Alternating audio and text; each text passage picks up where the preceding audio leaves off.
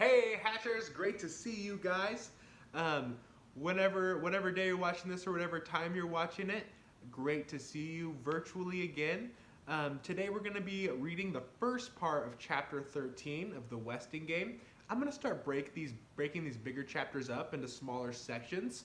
I think that will help us be able to listen actively more effectively and to be able to just have smaller chunks to be able to understand better and to be able to take our time with.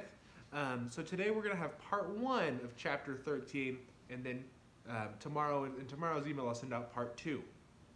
And if you're struggling a little bit and paying attention to these, or it's kind of hard, if it's a longer chapter, I get that. Sometimes it can help to take notes while we're going, even a sketch note, drawing a picture as you're listening, or drawing a comic of what's happening as you're listening can help us be able to pay attention better and stay engaged as I'm reading. Whatever helps you to be able to listen and to comprehend what's happening, go ahead and do that. All right, guys, here's part 1 of chapter 13.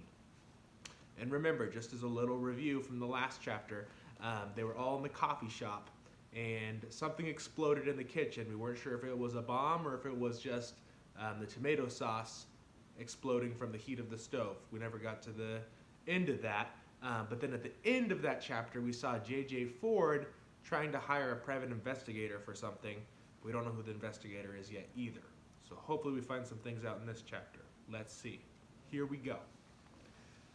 No one was in the kitchen of Shinhu's restaurant when the bomber set a tall can labeled monosodium glutamate behind similar cans on a shelf. Well, there we go. It seems that it wasn't tomato sauce, then it seems it probably was a bomb. Let's see what happens. The color-striped candle would burn down to the fuse at 6:30. Whoever was working there would be at the other end of the room. No one would be hurt. So they're not trying to hurt anybody. Okay. Due to the unfortunate damage to the coffee shop, Shinhu's restaurant is prepared to satisfy all dinner accommodations. Order down or right up to the 5th floor. Treat your taste buds to a scrumptious meal while feasting your eyes on the stunning snowscape before it melts away. Reasonable prices, too. That was the sign posted on the door. Grace Wexler tacked her sign to the elevator wall as she rode up to her new job. She was going to be the seating hostess. "Where's the cook?" Mr. Hu shouted, meaning his wife. He found Madame Hu in the rear 4th floor apartment, kneeling before her bamboo trunk, touching mementos from her childhood in China. He hurried her up to the kitchen, too hurried to find the words that would explain what was happening. Now where was that lazy son of his? Doug jogged in from a tiring workout on the stairs. How was he supposed to know the restaurant would open early? Nobody bothered telling him. Some student you are. Anyone with the brain of an anteater could have figured that out. People are short on food. The coffee shop is closed for repairs. Stop arguing. Go take a shower. Go take a shower and put on your busboy outfit. Get moving. Don't you think you're rather hard on that boy? Grace commented. Somebody's got to give him a shove.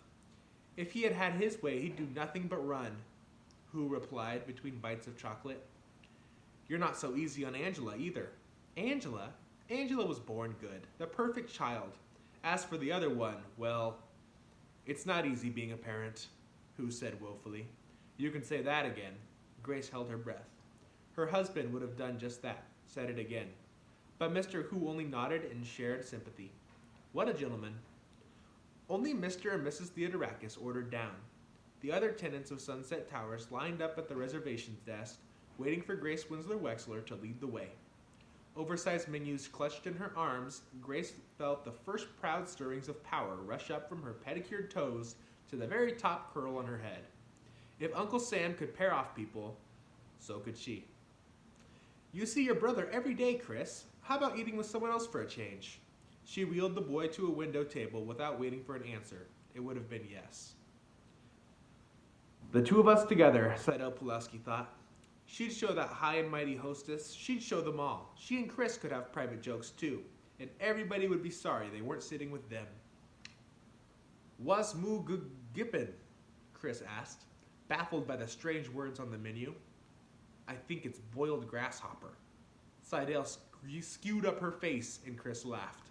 Or chocolate-covered mousse. French fry mouse, Chris offered. Now Seidel laughed. They both laughed heartily, but no one envied them. Your brother seems to be enjoying Miss Pulowski. Theo nodded, awed by the beautiful Angela. 3 years older than he, so fair-skinned and blonde, so unattainable. Here he was, sitting at the very same table with her, just the two of them, and he couldn't think of a single thing to say that wasn't dumb or childishly dumb. Usually the quiet one, Angela tried again. Are you planning to go to college next year? Theo nodded, then shook his head.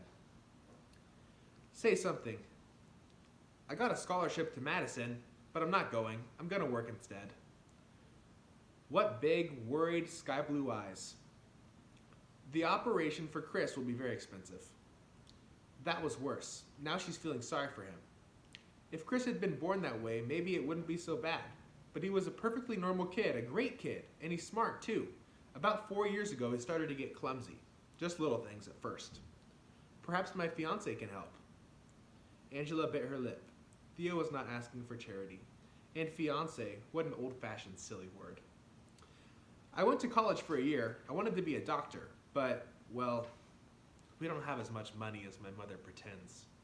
Dad said he could manage if that's what I really wanted, but my mother said it was too difficult for a woman to get into medical school.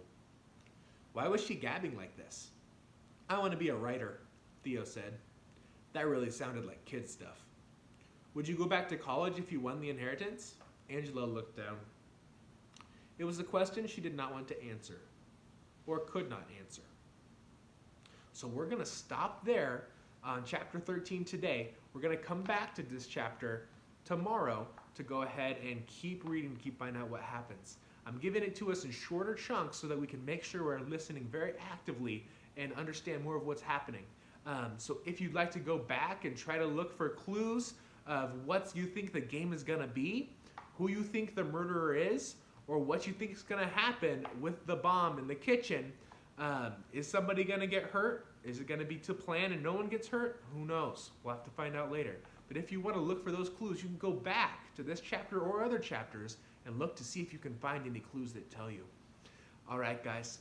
I will see you later. Have a great day, and I'll see you soon.